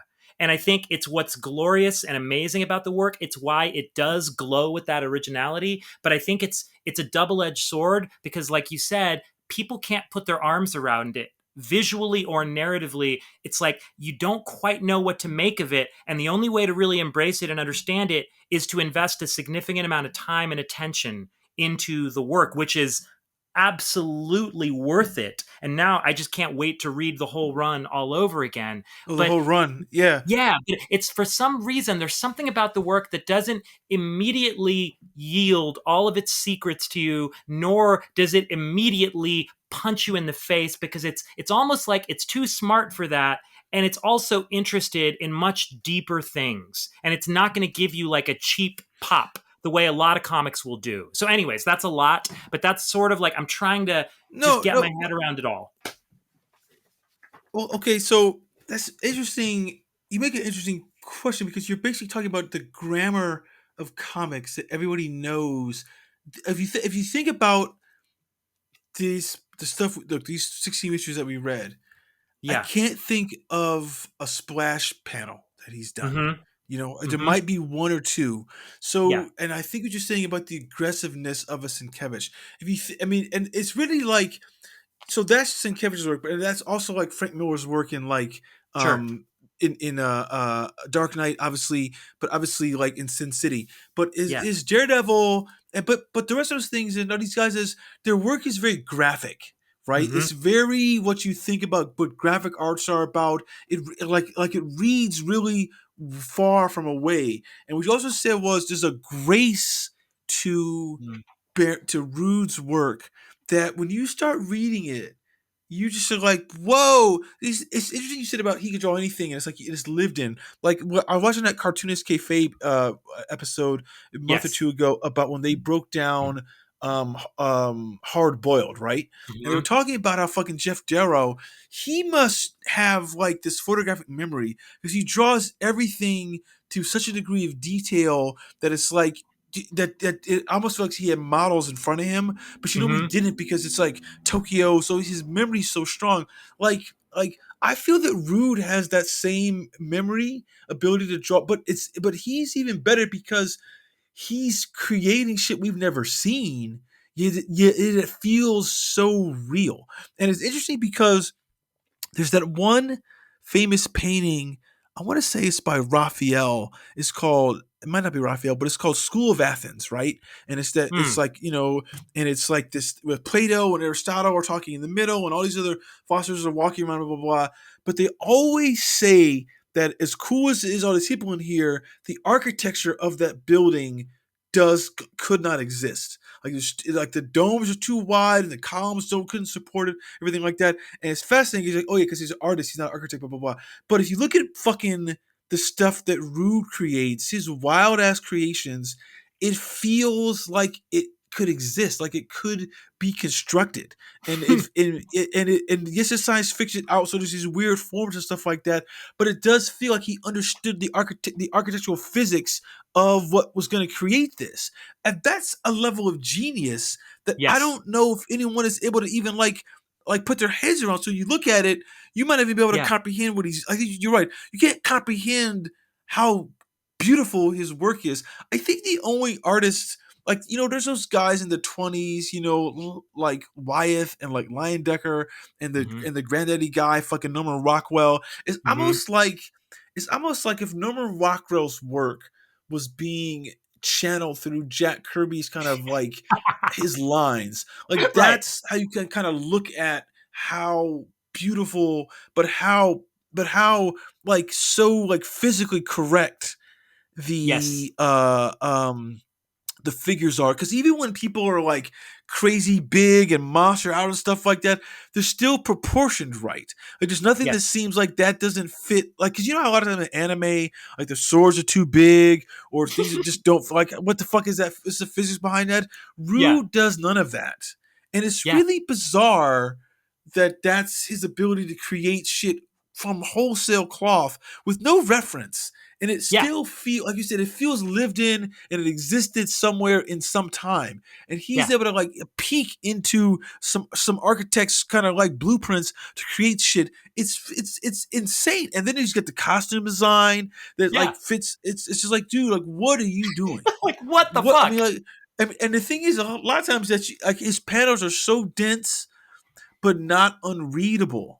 I was Mm-hmm. watching that woman named, what's her name, Elsa Chartier. She has her little YouTube channel. I was Oh, right. watching Right. one Right. how she broke down like a panel from Batman Year One. She was saying that like the Mazzucchelli, he knows how not to show detail at the right time and stuff like this because he's trying to like draw your eyes, show you something like that. But see, like so Rude knows how to do that too. But when he used to show you detail, it's almost like the way it's colored helps shape where your eye is gonna look. Because there'll be Mm. these big ass crowd scenes and it's like in hands in the air, fists and shit like that. And those scenes are all kind of colored in a way where it feels like a mass. And then when you get into what you gotta look at, it's more detailed in its color. So like I think this guy name is like Les Dorsey Less. or something like Yeah. that. That's right. Yeah, he's doing the colors. Like he is instrumental too in like how the book like you can consume it, because it's not, it's, we're talking about it in a level that's like, this guy's work must be impossible to look at on the page.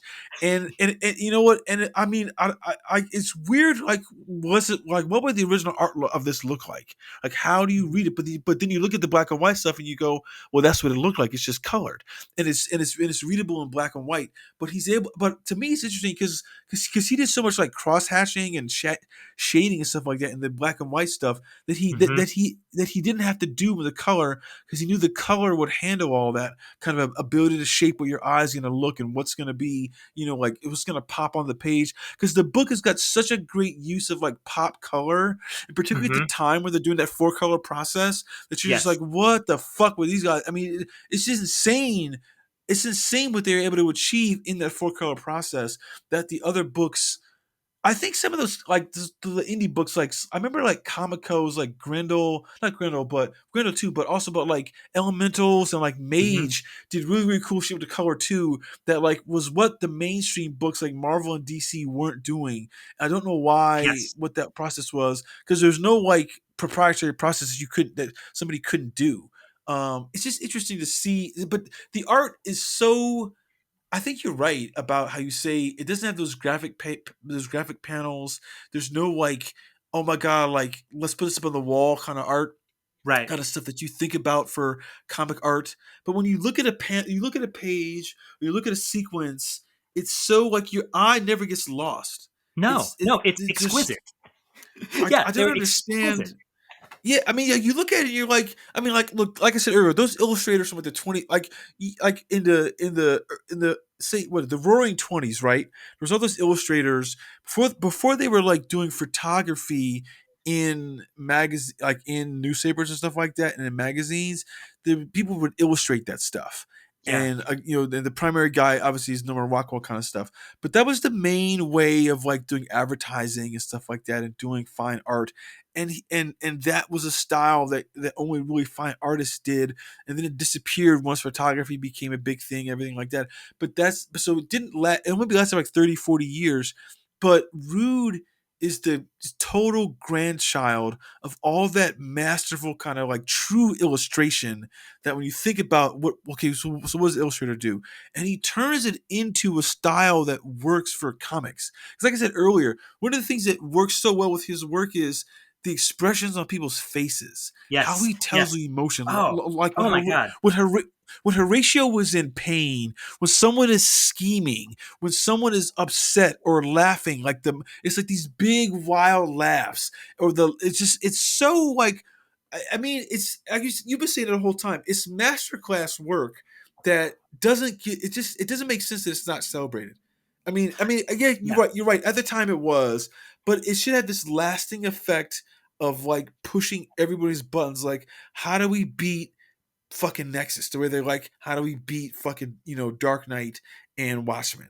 And that is not in it's not in those conversations. I understand. I mean, what we talked about today is not stuff I thought about why it doesn't hit. Because you asked me why I don't think it hits, and I never thought about that. Because I always used to say this book should be the massive book everyone should love. Yeah. But then again, I never thought that it's going to be too hard for people. And maybe it is. Maybe it is. Well, you know what? It's like if Watchmen was 127 issues.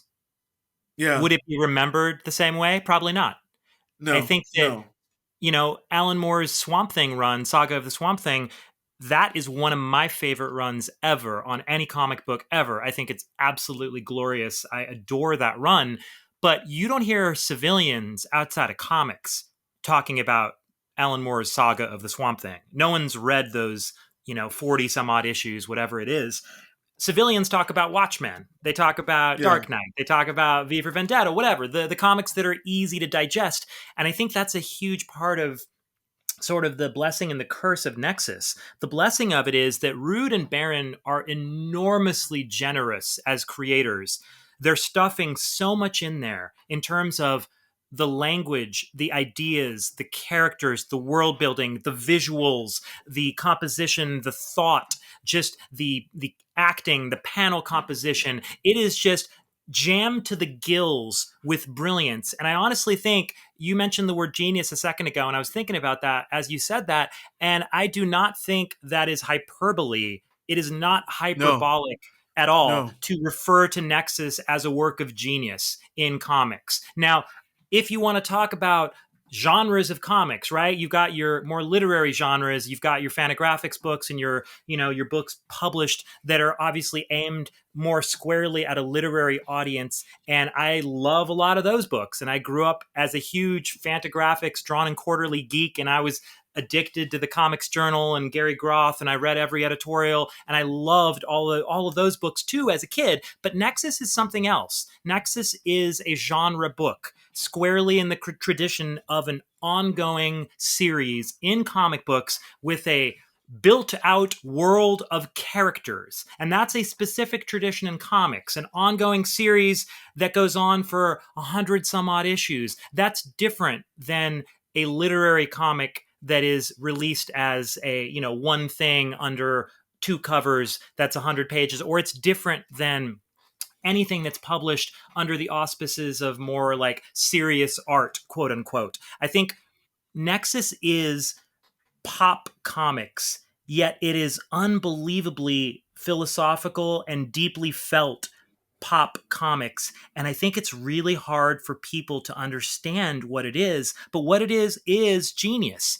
It is something that has never existed and will never exist again, because it's the unique byproduct of these two folks, primarily Baron and Rude. I don't want to, not mention the contribution of the other brilliant people involved. Les Dorsey, the colors are lovely. Eric Shanower comes in and inks a bunch of the issues, and honestly does a tremendous job. Actually, props to Eric Shanower, because it's fucking amazing. I didn't realize that. It's gorgeous. Eric Shanower is a beast in his own right. To be able to ink Steve Rude as well as he does, like, holy cow, that is a tall order, and Eric Shanower just kills it. It is beautiful work. He's a master artist in his own right, so all due credit to him as well. But primarily, Nexus obviously is the work of Rude and Baron. And really, I don't know, I don't know what else to say other about the book beyond the fact that it is the apex of a certain type of comics that I think you and I both have a lot of love for, which is an ongoing series, something that is creator owned and has sort of the life and the true heart and soul of the creators embedded in the work. And you mentioned how much Horatio and Nexus changes just over the course of the 16 issues we read.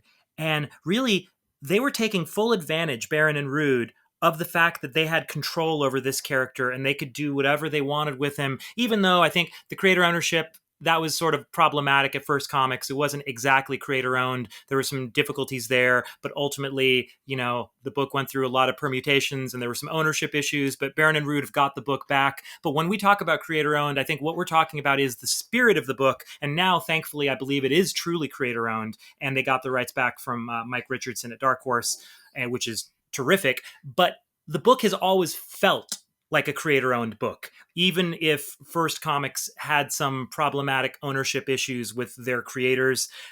Baron and Rude always put their heart and soul in it. It never felt like work for hire at all. This always felt like something that they adored and they poured all themselves into. And I mean, it is a work that I think will stand the test of time. And what's unique about it ultimately is when you go back and you read it.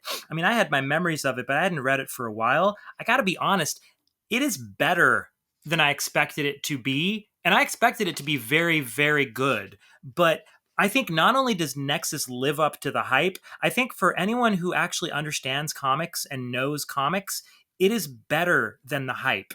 It is a glorious piece of work that is so freaking just fun to read that I just think it's an amazing thing that everyone should be aware of and everyone should revisit. But yet there is a subtlety that is fascinating to me, that because Baron and Rude both appear to me to not have a lot of ego in a certain way as creators. And what I mean by that is that Rude, like you say, he's not going for crazy splash pages. He's going for, how do I tell the story? How do I execute the telling of this story? He's not thinking about, oh, am I going to be able to sell the original art for this page?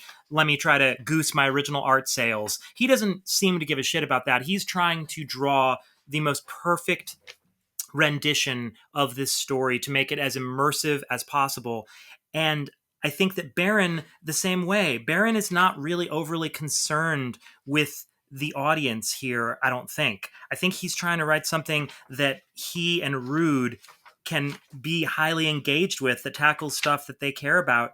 And I think that there's something about that that gives this book such a unique flavor that I hope that everyone that listens to us talk about it just goes and picks up one of the omnibuses or goes and finds the original issues. Honestly, they're not expensive. I would highly recommend getting the original issues for anyone who cares to. For me personally, that's always my preference. And it's got a highly entertaining letter column, and the letters column in Nexus, for sure. You know, it's wonderful. And you actually get Harlan Ellison himself writes in a letter, I think in issue 3 or 4, and gives the book a whole lot of love, but then also critiques it a little bit.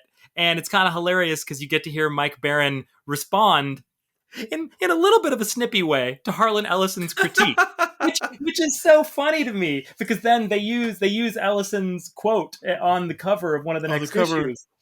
But it's actually really funny, and I sort of appreciated how lightly attitudinal Mike Barron was with Harlan Ellison, because it sort of felt to me like, wow, like Barron's a young writer putting out his first real comic here, and Harlan Ellison's already kind of a legend. And I was kind of surprised to see, instead of just being like, oh, thank you, Mr. Ellison, for such a wonderful letter of mostly praise, Barron got in there and was like, I'll find it and I'll read it to you. It's brief, but it's just funny to me though. But it just shows you sort of like the spirit and the confidence, I think, that Barron and Rude had from the beginning in what they were doing.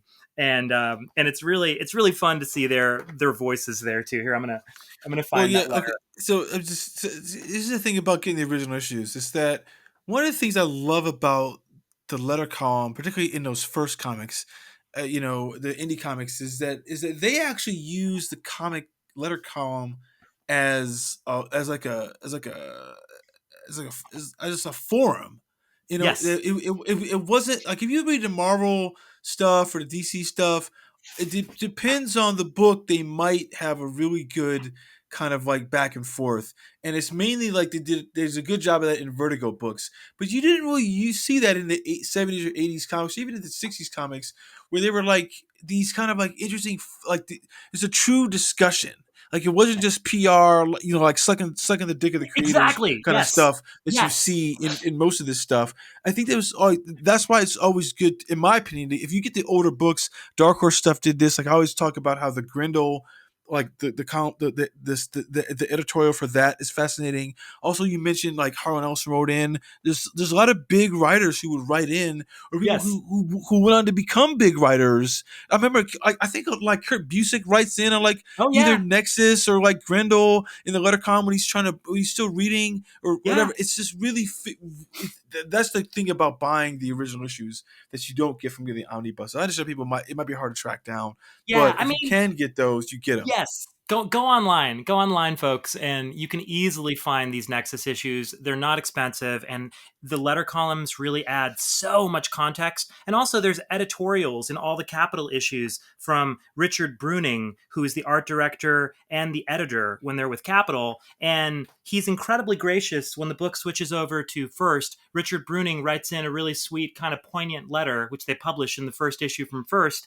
And Bruning talks about how proud he is to see the book going on, and how he thought he was going to have mixed feelings, but how he just basically wishes the guys luck, and writes a very gracious letter to the crew at First and everyone. And so that was cool to see. But here's the Harlan Ellison letter, which is published in issue 4, which actually is the issue that has the pull quote from Ellison on the cover. And so Ellison gives an incredibly positive sort of write-up on the book. And he's writing in from Sherman Oaks, California. And he says, many thanks. He starts off and he says, many thanks for the courtesy copies of Color Nexus 1 and 2. You have just cause for pride. They are spectacular packages. Physically, they are the equal and against 90%, 97% of what I've seen over the years, the superior of your competition in the world of comics. And so he goes on, says nice things, and then he says, if I have any carp, it would be that the storylines seem to be occasionally deficient in logic and continuity. They seem to suffer from the flaw of ideation known as skip logic. They jump. There are gaps. As if Mike Baron knew his topic so well, he left out elements that were obvious to him, but not to the reader. And then he gives an example of this. So anyways, he goes into the example. We don't have to get into that. But so then he goes on, though, and he finishes the letter by saying, nonetheless, Nexus is a delight. The flaw may be a serious one, but there is such a concomitant seriousness of purpose evident in your books that I have every expectation of your confronting the inadequacy and overcoming it. I do hope you will continue to send me Nexus so I can take pleasure in your growth and guaranteed success. Okay, so a little bit of critique in there, but Ellison is a legendary, not only a legendary sci-fi writer, but a legendary curmudgeon and a cantankerous fellow who's had his own sort of flirtations with the world of comics. And, he's quite a controversial figure in his own right. He was at the center of a spectacularly insane situation with a lawsuit with Fantagraphics and Gary Groth when Michael Fleischer sued Gary Groth and Fantagraphics over something that Ellison had said in an interview in the Journal, and they all went to court. That's a whole other story, which is really a wild story, and I highly recommend everyone look that up and find out about it. But let me just say, here's Baron's response. Oh, yeah. Here's Baron's response to the letter. So Baron responds, and he talks about, first, he says some nice things, and about how he himself had submitted a story for one of Ellison's anthologies, and talks about sort of his experience with that.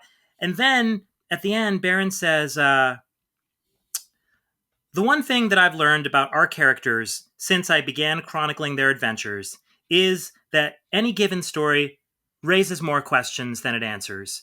If we tried to tie up all the loose ends at once, it would no more resemble real life than a Barbara Cartland romance, and we'd be stuck with a 1,000-page comic book. I hope the Nexus shares some of Harlan's Ellison. I hope that Nexus shares some of Harlan Ellison's concerns which he has shown in stories like The Discarded. But stick with us, Harlan. I think we've got the internal consistency that you seek. You just have to catch on to our rhythms. Which I thought was kind of hilarious that you get this back and forth between this legendary writer in the letter column, and then the actual writer of the comic coming in and giving kind of a balanced response, but also not backing down from what he believes is the inherent quality of his work, and that he doesn't necessarily agree that there is this obvious flaw that Ellison's pointing to. To me, that's just a really a delightful exchange in a letter column that you get to read in the back of a comic. And it kind of points to what you're saying, Chris. Just there used to be so much added value in comics because unlike the vast majority of comics today, where if there's even a letter column, it's just incredibly boring, sort of, it's platitudes and drivel and promotional PR, or just, nothing worth reading per se. Back in the day, back at that time in the 80s, comic book letter columns used to be places where you could get real debate and discussion. And like I say, soon readers will start writing in complaining about Clone Zone, the Hilariator, the Lounge Lizard comic.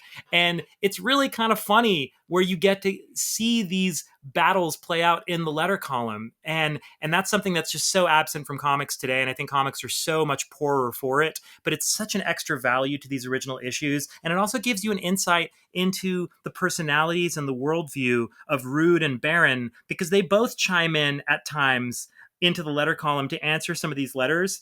And it's really delightful. It's just so much fun. And it makes you feel a much more personal connection with the comic. I mean, for me, it really helps me feel a lot more bonded with the comic. Yeah. So anyway, I wanted to share that because I thought that was too cool. No, that's good. There's two things. There's last two things I want to say, and then I guess we can wrap it up. One, people should look up Harlan Ellison because he sued James Cameron about the thing with Terminator. You know that, right? Oh God, he's been in so many lawsuits. Wow. I remember I did. That's right. Yeah, Because yeah, yeah, and yeah, he got a settlement yeah, out of that, didn't yeah, he? yeah. So basically, he sued James Cameron and Gillian Hurd because he said they stole his concept from an Outer Limits he did called Demon with a Glass Hand. And Mm, what I think after the lawsuit came out, or he won it, in all the subsequent versions of the Terminator, the first one, like he gets some credit in there, like in the credits. There's the last thing I want to say is you mentioned something about something, but the world that Root is creating and Baron's creating, and you know what, it's made me think of. I mean, talking about Alan Moore, and about if Watchmen was like 100 issues or something like that. I think and Watchmen's easier to it could play that long because she's dealing with superheroes that we understand. And I think that thinking back about it, it's like Neil Gaiman's work on Sandman is probably the next thing that I can think of that reaches this high degree of like it's very individual, and it's this high degree of that it demands a lot from you. But the big difference between Sandman and Nexus is that Neil Gaiman is dealing with these cultural artifacts that we're all familiar with, and he's diving into them in a way that's very unique. But he doesn't need to explain to us about death, destruction, dream, and everything like that. Like we understand what the endless are, right. and he just said, "Here's my take on it." And that the great issue that I love to give to people about Sandman, when he goes in and explains about William Shakespeare, what it means to be, like he does that one issue that's like Midsummer Night's Dream, where they did that play for King Oberon and Hippolyta, like the real fairies. And it's like he's playing on tropes that we know from Western civilization, or when he goes into Eastern civilization. But Baron and Rue don't have that crutch of culture to rely on. They're making it up wholesale. And that, I think, is Mm, what I mm, say that they're genius, because you can't do that. mhm. Like you talk Yeah, about world building, everything like that, and it's like these guys did it on a level that's like, I mean, like maybe Star Wars does that, right? yeah, Maybe that it first Star Wars to a degree, but then it keeps kind of like just stealing from the same well. Oh, that's why the Star Wars films, there's diminishing returns with them, because there's no new injection into that that universe of what's happening. Whereas Brandon Rue just keep doing that. Because we'll get to this later, but the whole thing with like Alpha and Beta, and then the Merc, and then other stuff, yeah, it's right. just like he keep pushing it in a way that doesn't happen in other stuff. So that's all I wanted to say is my last thing. Yeah, so I guess for everyone who's listening, go fucking read Nexus. Go Don't read fuck Nexus. around. Oh Go my read it. goodness. You will be so happy, and you will be a richer person for it. And here, before we wrap up though, there's one other letter column exchange that is just hilarious, and I just want to Sure, sure, briefly sure. read this Read to it. you. Okay, so this is Barron and Rude both responding, okay, to a letter writer who writes in again with a critique. And this is also fascinating to me, and I love this, that you read the Nexus letter column, and it seems like they're almost purposefully picking letters that are critical. Like it feels to me like Barron and Rude would be bored by themselves if they just published a bunch of gushing praise, which no doubt they must have been receiving a ton of. But it seems like Yes. they're picking the letters that they want to respond to in the letter column, and it's kind of just wild, because for a book that is as extraordinary as this book is, it's hilarious to see them fighting in the letter column with some of the letter writers. So this guy writes in, Scott Grammel writes in from wherever, and he has a critique, and he likes the book overall, but he has some critiques on the logic of certain aspects of the story. Okay, and this is coming just 3 issues or so, two issues after Barron's exchange with Harlan Ellison over this similar issue. So again, Barron is having his story logic questioned. by one of his quote unquote fans. And so Baron responds first, and then Rude comes in to respond. So the fan lays into the logic, and then he also has a critique for the art and Steve Rude, and he critiques the fact that on Nexus's world, this is the part of the letter, after the logic critique, he goes into the art, and he says, on Nexus's world, there are all these aliens, and all of them that I've seen are basically human, except for slightly different heads, and different colored skin. How boring. Perhaps this is some sort of strange theory about the perfection of the humanoid form for sentient life, but I doubt it. Especially since in number 4, the dude shows us a, quote, alien world with some really, quote, alien life forms. Frogs, ducks, alligators, herons, quails, hummingbirds, and flying squirrels. Sorry, guys, but it looks like a failure of imagination to me. So it's kind of an amazing critique of a book that is so wildly imaginative. But okay, so this letter writer writing in to critique the logic and the lack of alien life forms. Okay, so then Baron gives a lengthy response that is almost as long as the very long letter itself. And then Baron wraps up his response by saying, after entertaining some of these thoughts, he then says, you may call the omission of such involved explanations, quote, skip logic. Again, he's referencing what Harlan Ellison said. And in the past, we may be guilty of that, and we may be guilty of it in the future. But you, sir, are guilty of intellectual laziness. Exercise your noodle and try to come up with some of your own explanations. That's part of what the comic is all about. Now quit stepping on my feet and trying to lead. Mike Baron. Wow. So that's his response. And then Rude comes in to respond after that, and Steve Rude says, you're right, Scott. I got carried away with the Earth-like animals. I used to like to draw them as a kid. Thanks for the critique. Steve Rude. I ain't got time for you. I ain't got time for your shit.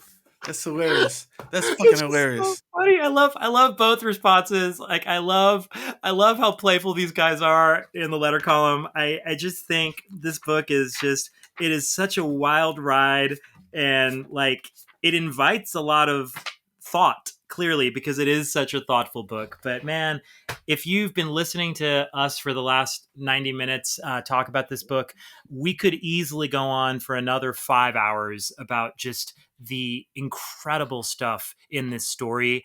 And I mean, there's just so much here to discuss. And I think you and I both talked about already, Chris, that we might want to revisit Nexus again at some point and talk about another batch of issues and where the story goes and where Baron and Rude go, because I would love to actually look at more of it, just because, as we said, this is not even the guys at the full height of their powers. No, and it's already jaw-dropping. It's already astonishing. It's already one of the greatest comics of all time, specifically one of the greatest ongoing series of all time. And frankly, I don't even think it's close. Like, I can't think of too many ongoing series that I would even put in the conversation with Nexus. I mean, 100 issues plus.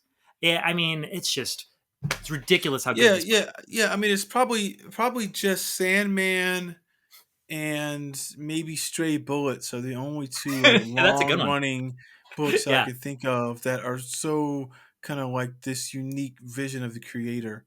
Right. Something that's not corporate IP, right. Something that's not just a long run on corporate IP, something that's actually something with the heart and soul of the creators, genuinely taking ownership and creating their own world that goes 100 plus issues. Stray Bullets is a really good one to throw in there. Sandman, I can't speak to because every time I try to read it, it loses me at some point. But I know everyone tells me I'm wrong, and I need to go back and actually finish Sandman, which I will do one day.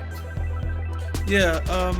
Well, we'll talk about that sometime soon. We should definitely come back to look at Nexus because everyone who's listening, this is just the first 16 issues we've been talking about. I mean, 16 issues out of 100. That's only 16% of the story, and we got 90 minutes out of it. So.